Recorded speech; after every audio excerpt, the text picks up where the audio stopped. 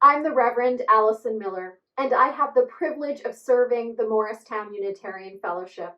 We are a spiritually alive, radically inclusive, and justice-centered community that gathers to inspire, connect, and serve together in ways that lead to greater healing for ourselves, our neighbors, all beings, and our earth.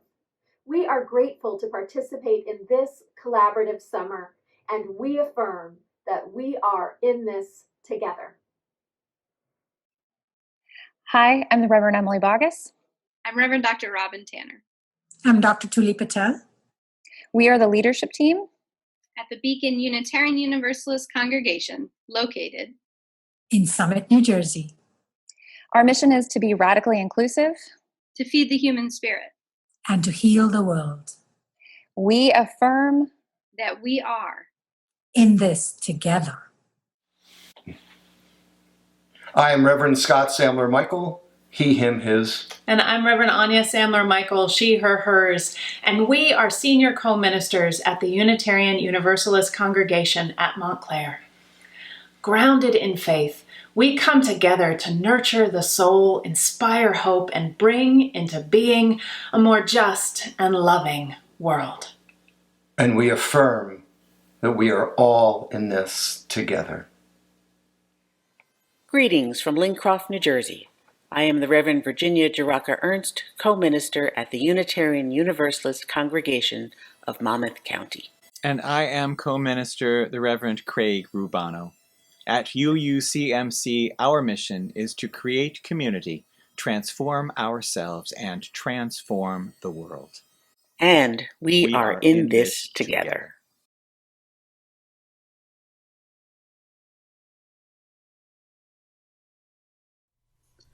We are indeed in this together, friends. It is my honor to light our chalice today. They say that no man is an island and no woman stands alone, yet we live inside our own skins, beautifully, particularly contained. We filter the world through our own experience, through rich and varied senses. At the same time, we cannot reach our own human potential alone. Need and love and connection calls us into something more. Seen, felt, connected, and related, that individual light expands. Held in community like a deep and wide communion cup, we gather together on holy ground to be made whole.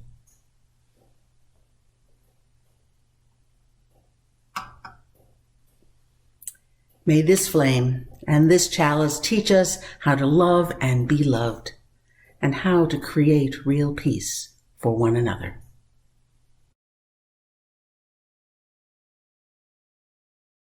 Please join me in singing a chant by Linda Hirschhorn, Circle Round for Freedom.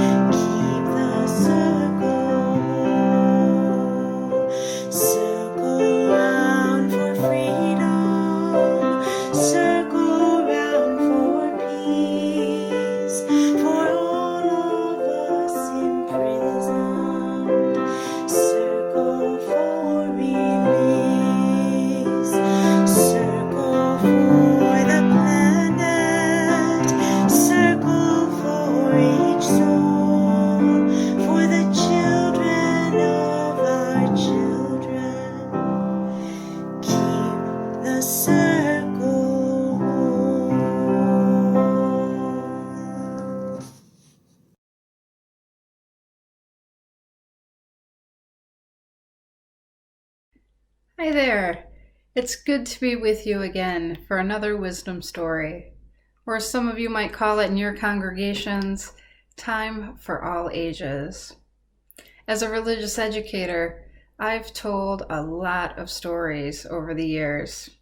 In fact, I tell the story most of the Sundays in our congregation, and I thought it might be fun to do some quick calculations. So let's see. Since I've worked at the congregation for 11 years, and I'm going to take out some vacation days, some time that I take off during the summer for a renewal, 52 weeks. Yep. Yes. I estimate that I've told about 364 stories on Sunday mornings. Now, I know my numbers are a little rough, but it sounds like to me that today is number 365. That's like telling one story a day for a whole year. Wow, that's a whole lot of wisdom. You might also find me doing a homily, a sermon, a chalice lighting, or leading our youth through one of our coming of age services or bridging. I do a lot of things in my role as religious educator, director of family ministry. At UUCMC, we have two ministers, Reverend Craig and Reverend Virginia. They're co-ministers, and they do a lot of sharing. And we're not short-handed in the storytelling department. They're great storytellers. It's just that they're also great leaders. And they believe that ministry is meant to be shared. I've always believed that to be a good leader, you have to be able to share. But what is it that makes someone a good leader? Can anyone be a leader? Am I a leader? Are you a leader? Well, I went out and I went searching for answers. And I realized what I needed to do was to call some of our brightest and best people. Our beloved children and youth shared their thoughts, answering the questions, what is a leader? What qualities should leaders have? And do you know anyone that's a leader? Let's hear what they had to say. Anytime I get to engage with our children and youth, I learn something. And so I asked them, what is a leader? The first child, age 10, told me that a leader is a person who helps a group of people get a job done. The leader does not have to do everything alone. They share the work and teach others.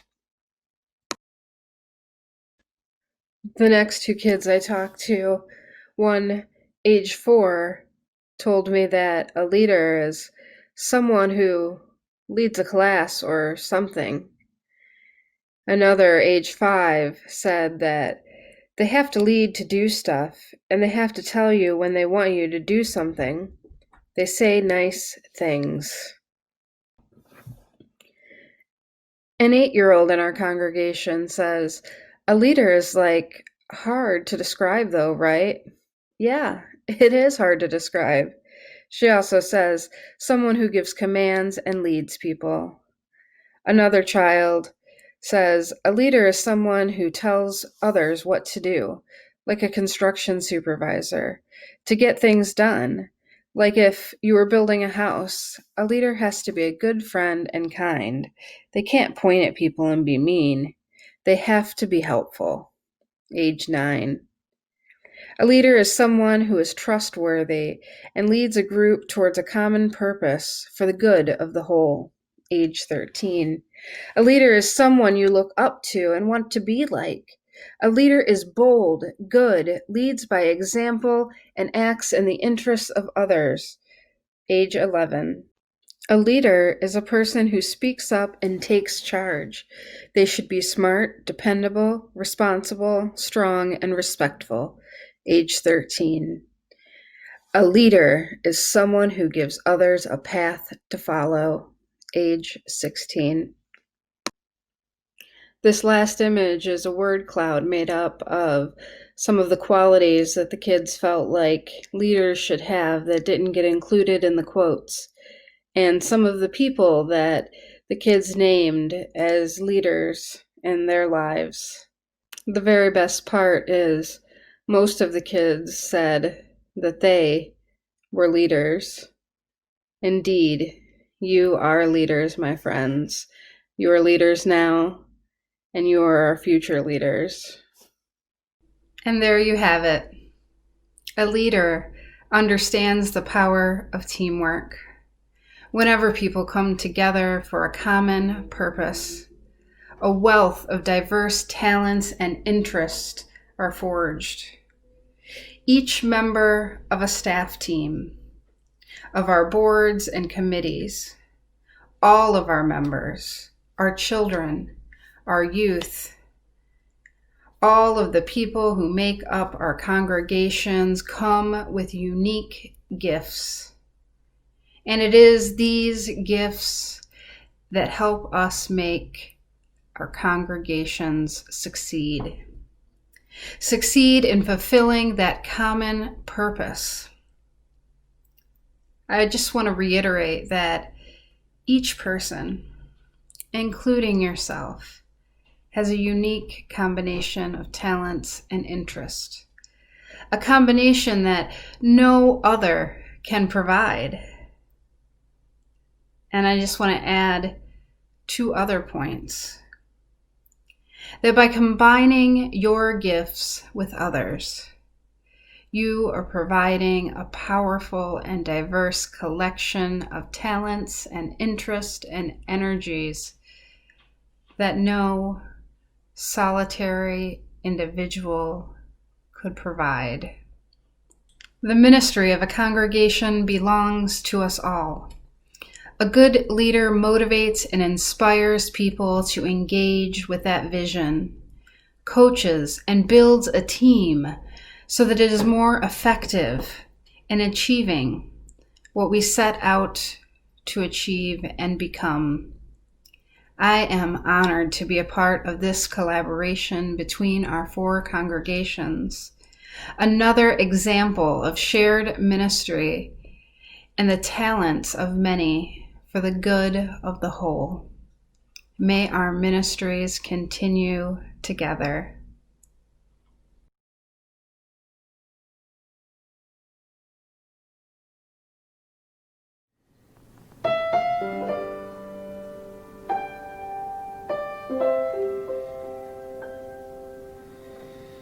Fuente de amor, ven hacia mí y al corazón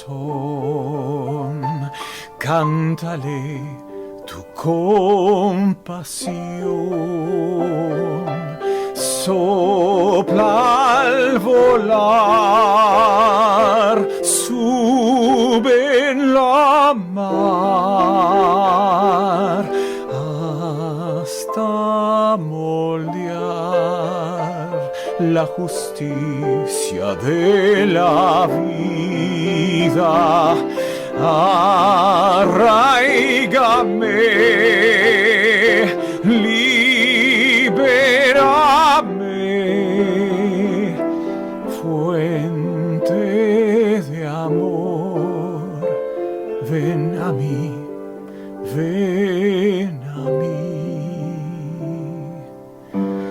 Spirit of life, come unto me, sing in my heart all the winds of compassion blow in the wind, rise in the sea, move in the hand, giving life the shape of justice.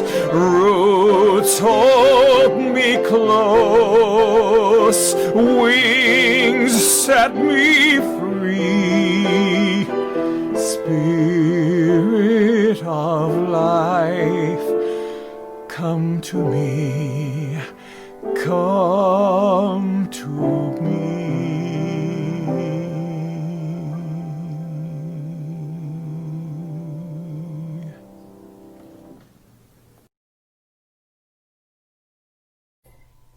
Here in this precious time for reflection and prayer, we bring our joys and our sorrows. As these candles are lit, what are you carrying on your heart today? What burdens you and what lifts you up? What causes you to pause at the great mystery of this moment? There is a candle here for you and for all that is holy now.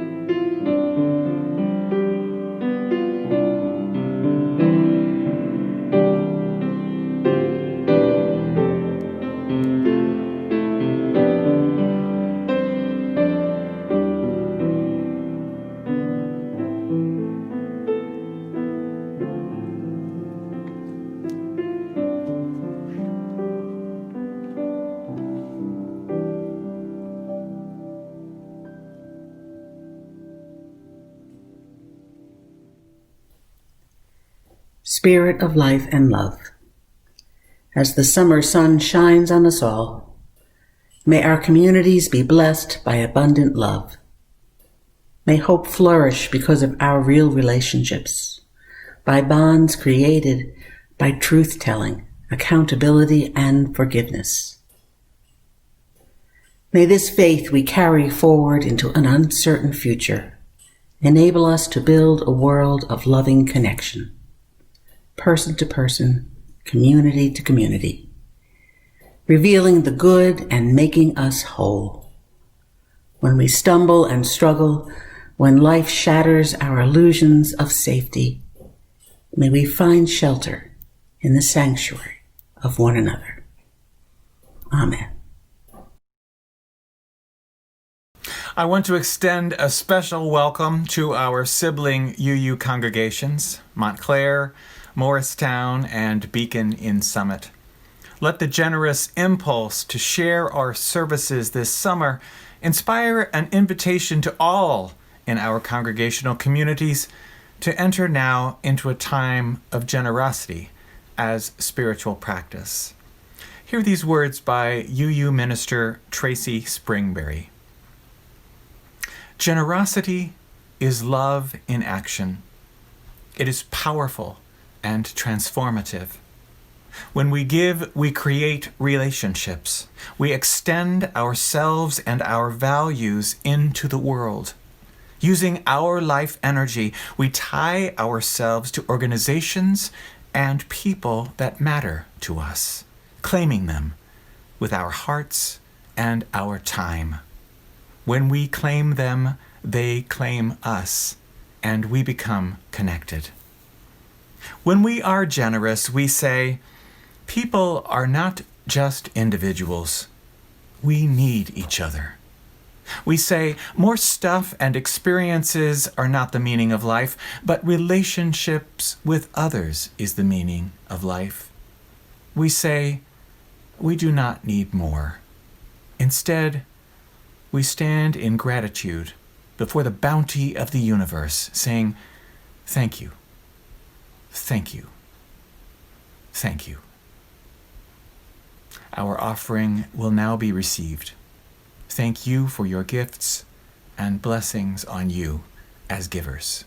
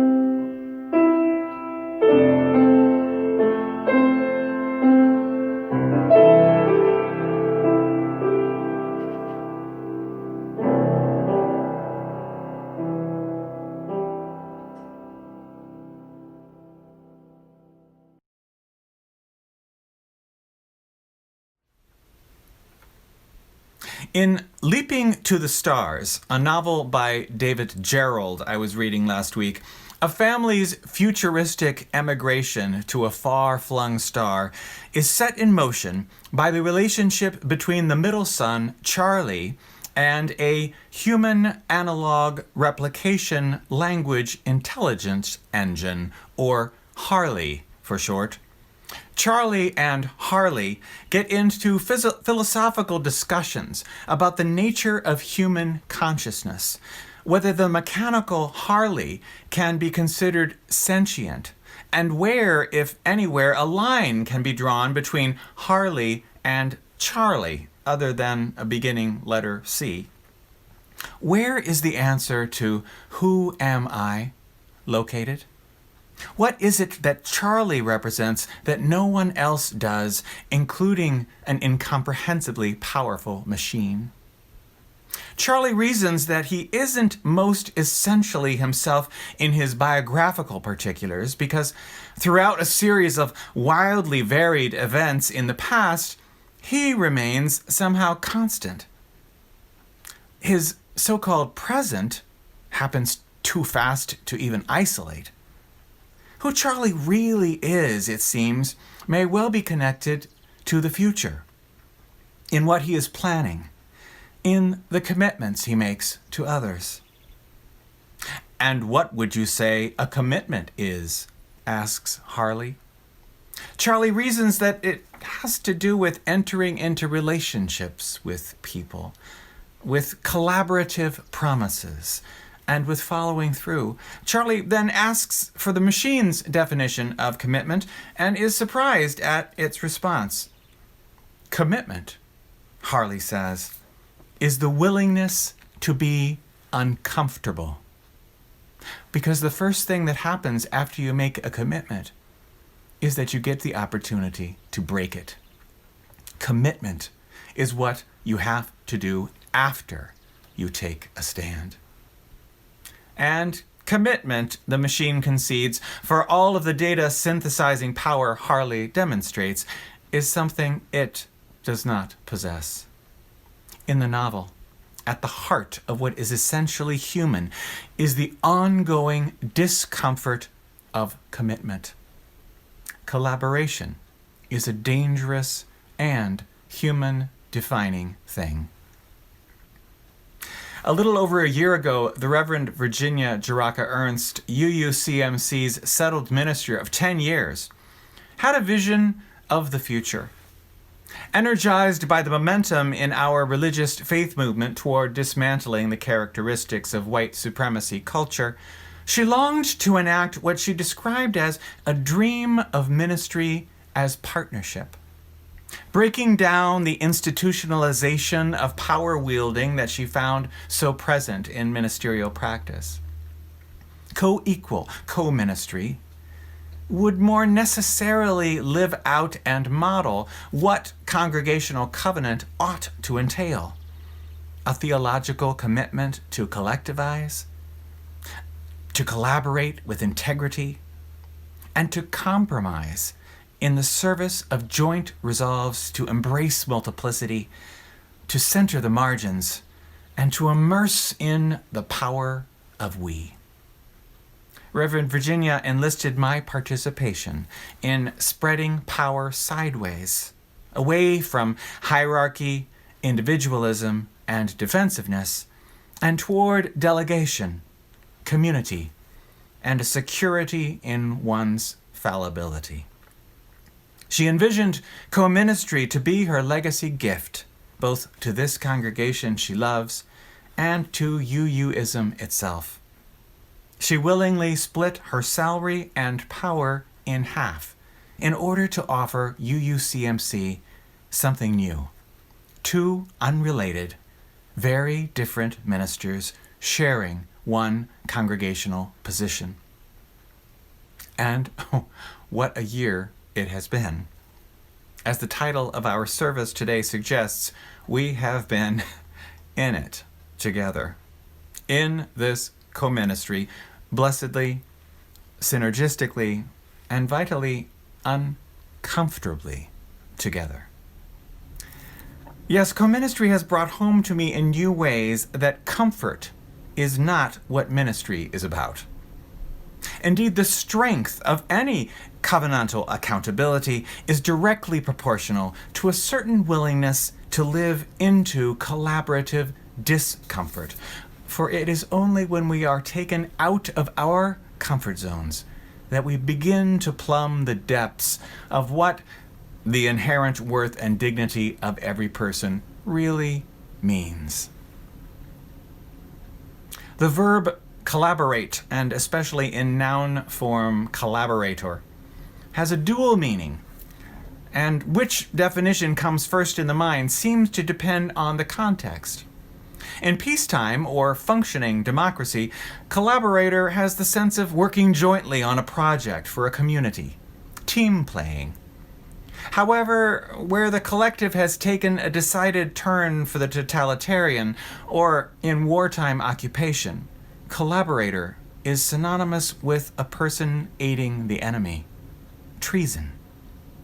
That these two meanings, team player and traitor, lurk ever so close to one another signals the dangers alongside the great benefits of collaboration, always present when one puts oneself in the service of something greater than self-interest.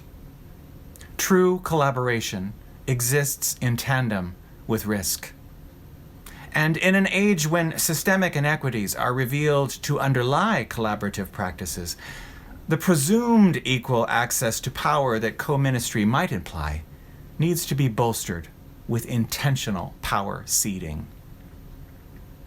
Justice change may well require side-by-side solidarity, but activists have been shifting their language to reflect the concomitant perils that attend alliances across systemic fault lines.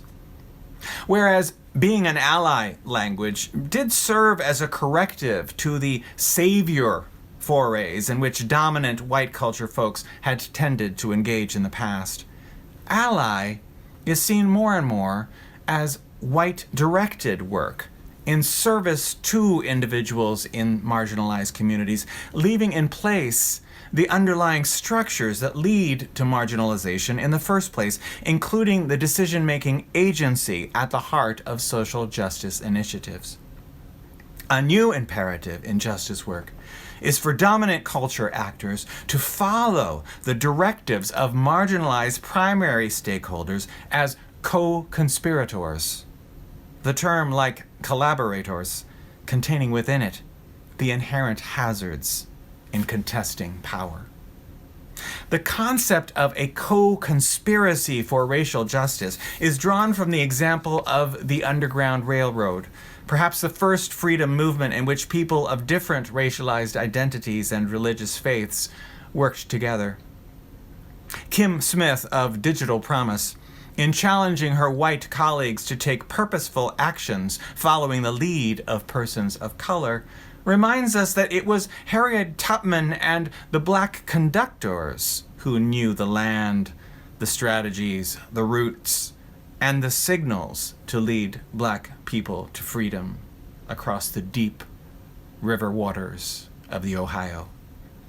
Along the path, Smith writes, white co-conspirators followed African American activists' lead by protecting, financing, and supporting them in deference to the ingenuity, skills, and talents of the conductors in providing blacks safe passage to the North. Co-conspiracy is an act of faith and a useful model for our shared ministries. It takes co-conspiratorial faith to be decentered from held authority, to join under the leadership of others who may well have cultural ways, beliefs, creedal imperatives, and/or ultimate allegiances very different from our own. And as a faith community, a Unitarian Universalist congregation is at its heart, on its best days, a gathering of co-conspirators in a project both larger than any one individual and inclusive of all. It remains my hope that co-ministry can serve as a living example of what true accountability requires, and can help lead us all in the purposeful actions we might take to serve causes of justice both inside and outside our congregational borders. Recognizing our lived limitations, speaking boldly on behalf of others, amplifying the stories of those whose voices are less heard, investing our time and resources strategically, and connecting as followers through collaborative acts of co-conspiracy, with a steady diet of forgiveness. Purposeful, committed action is disruptive action, and discomfort will no doubt follow. But we are engaging new, bold ways of moving forward into an always hazy future. A future, however, where, like Charlie and his machine friend, we may find our very best human selves.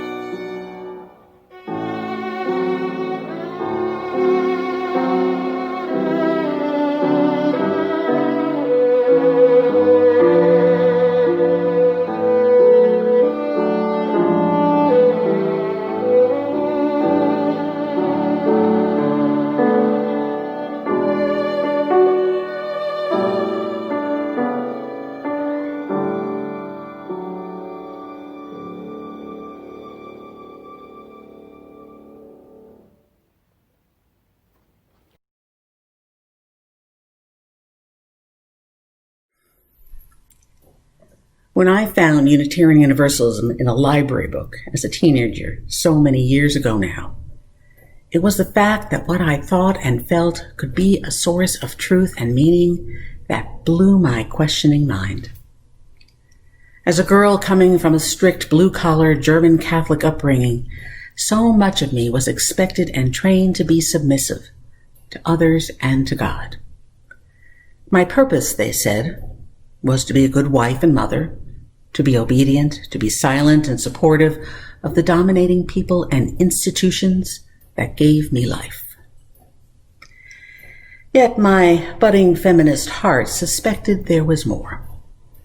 There had to be a way that my voice of reason, my conscience, my truth could exist without predetermined suspicion and control. Do I need to be silenced so that you can thrive? Must my voice be dismissed because it is generated by someone young or female or whatever?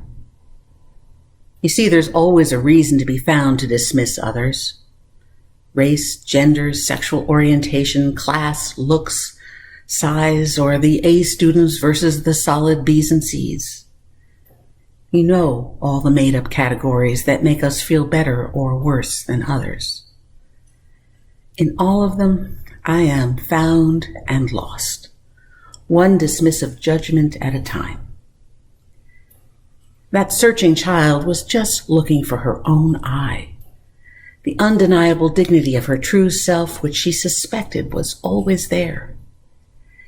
In that search, this faith offered an uncommon dignity in a brief paragraph of a comparative religions book in the Union Public Library.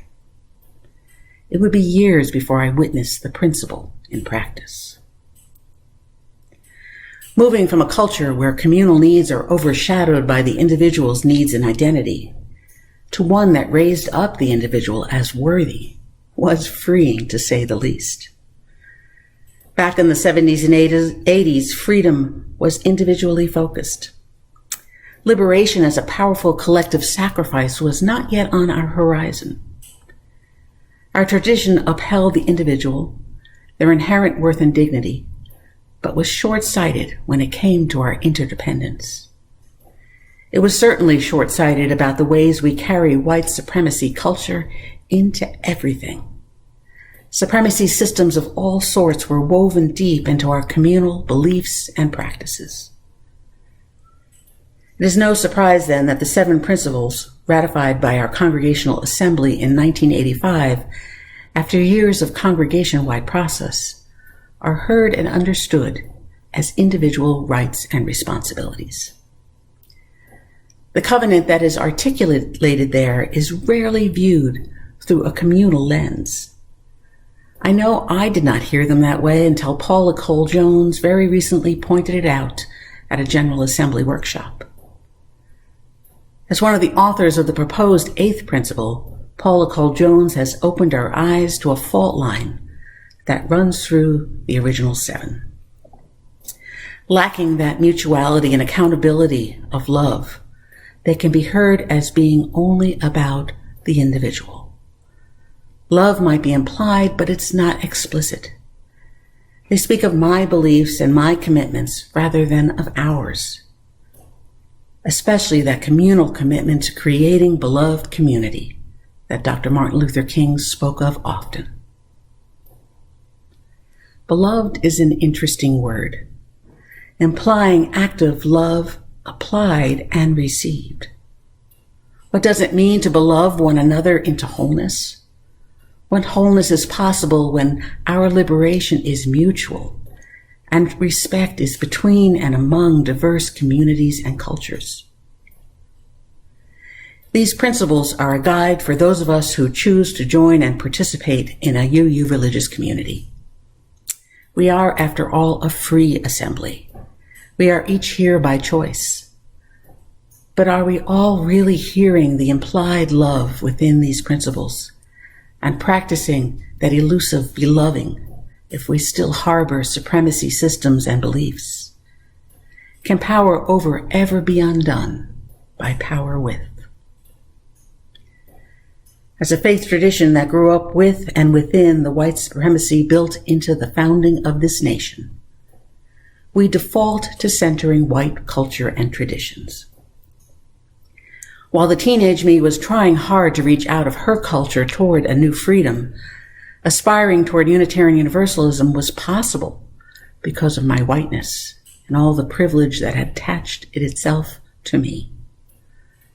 I was allowed to learn UU culture and admitted because I could make myself appear to fit in. Had I been a person of color or a non-English speaker or a speaker of a different, less correct English, would that door have been open?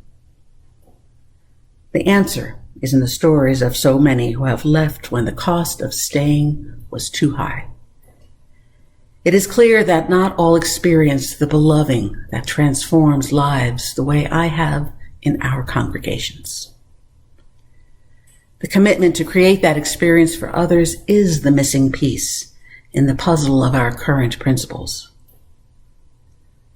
So let's try together to listen for the communal rather than the individual, the community-to-community covenant in these principles.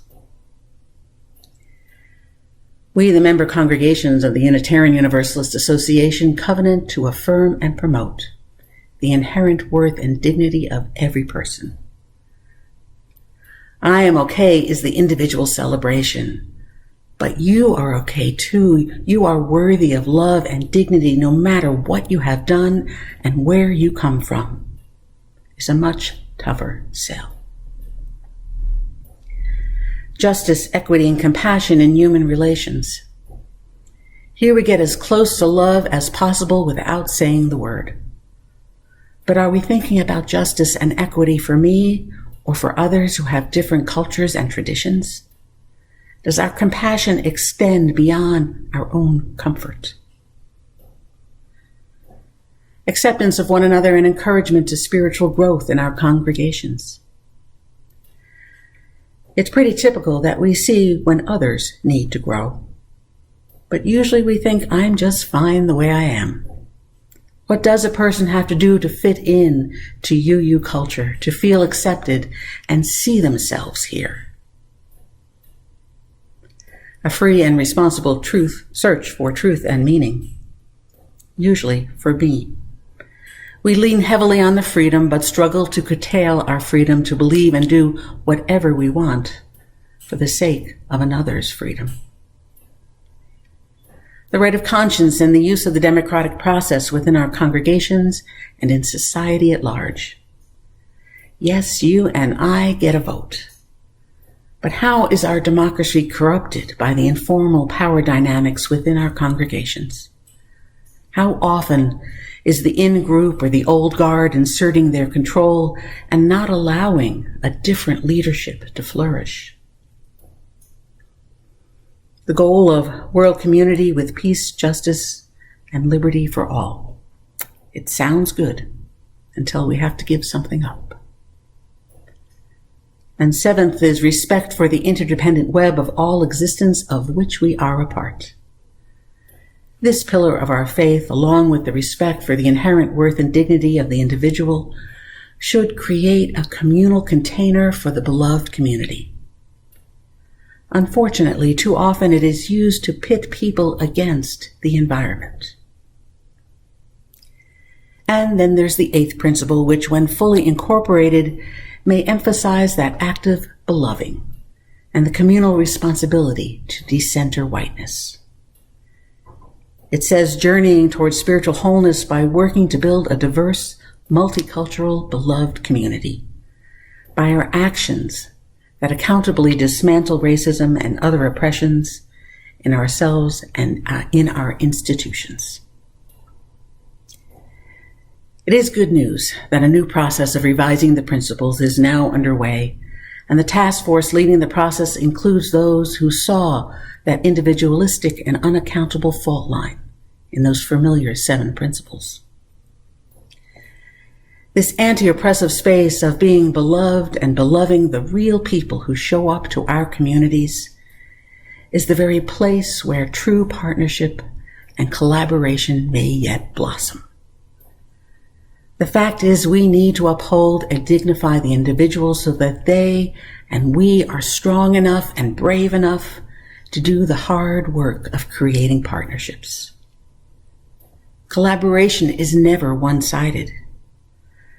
As we have learned about co-ministry, all involved have to freely want to share power and have to want to bring out the best in each other. We have to see the greater value of love, the fine and sticky substance that binds us to one another and to the world. Sharing power multiplies power and generates even more love. That love of self and others that we cannot thrive without is an active beloving. There is effort, there is shared responsibility, there is a willing sacrifice and giving voice to each other. It is a lifetime's work, but this I know. We are all worthy of it. You, yes, you are a worthy partner to our shared and unfolding dreams. May we make it so. May we make it so together. Amen and amen.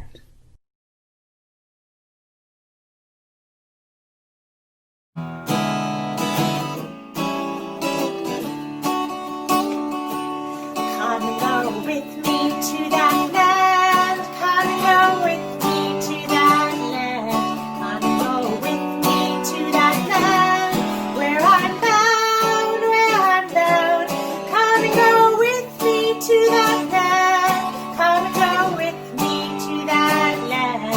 Come and go with me to that land where I'm bound. There'll be freedom in that land. There'll be freedom in that land. There'll be freedom in that land where I'm bound, where I'm bound. There'll be freedom in that land. There'll be freedom in that land. There'll be freedom in that land where I'm bound. There'll be justice in that land. There'll be justice in that land. There'll be justice in that land where I'm bound, where I'm bound. There'll be justice in that land. There'll be justice in that land. There'll be justice in that land where I'm bound. There'll be singing in that land. There'll be singing in that land. There'll be singing in that land where I'm bound, where I'm bound. There'll be singing in that land. There'll be singing in that land. There'll be singing in that land where I'm bound.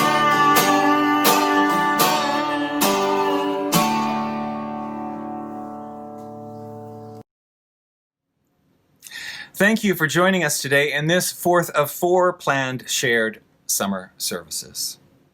It has been more than a pleasure being together these weeks. It has brought us into relationship with one another, freshly connected in a web of care. As we extinguish our chalice for now, hear these words of benediction from Presbyterian minister and widely read author Frederick Buechner. The trouble with steeling yourself against the harshness of reality is that the same steel that secures your life against being destroyed secures your life also against being opened up and transformed by the holy power that life itself comes from. You can survive on your own. You can grow strong on your own. You can even prevail on your own. But you cannot become human on your own.